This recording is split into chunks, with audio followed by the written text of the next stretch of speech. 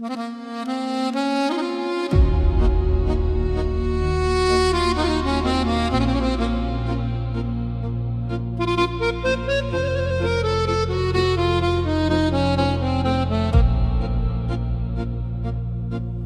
drumul vieții e greu de străbătut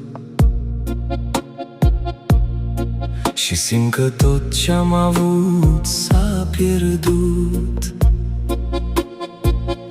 mă plec în genunchi și te strig în tăcere.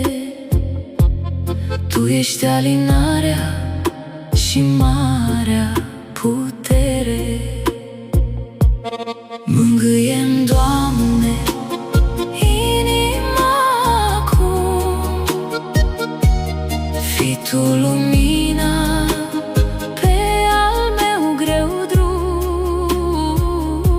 șterge-mi o lacrimă, dă-mi iar speranță, să merg cu Tine mereu în siguranță. în nopțile reci, când e sufletul trist, eu știu că prin Tine și astăzi exist. Îmi pui mâna blândă pe pieptul rănit și simt cum de Tine eu sunt iubit. Mângâie-mi, Doamne, inima acum. Fii Tu lumina pe al meu greu drum.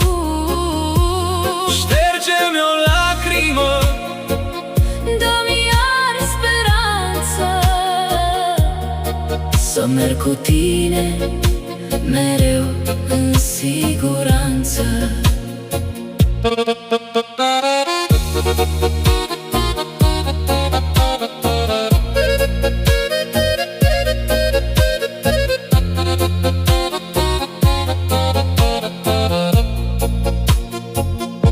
Când nor de furtună pe cer se adună și liniștea lumii în jur se dărâmă, la Tine alerg, o Părinte Ceresc, în brațele Tale aș vrea să trăiesc.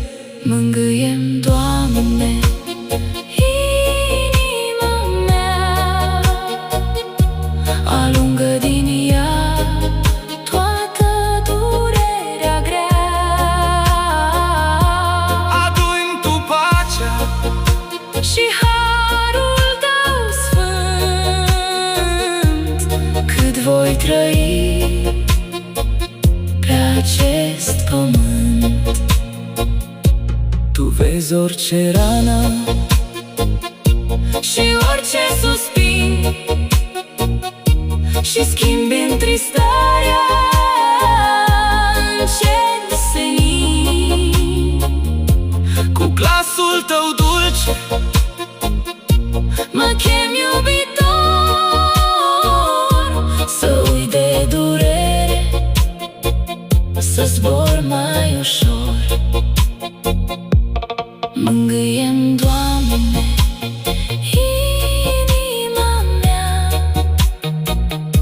alungă din ea toată durerea grea. adu-mi Tu pacea Și harul Tău sfânt, cât voi trăi pe acest pământ.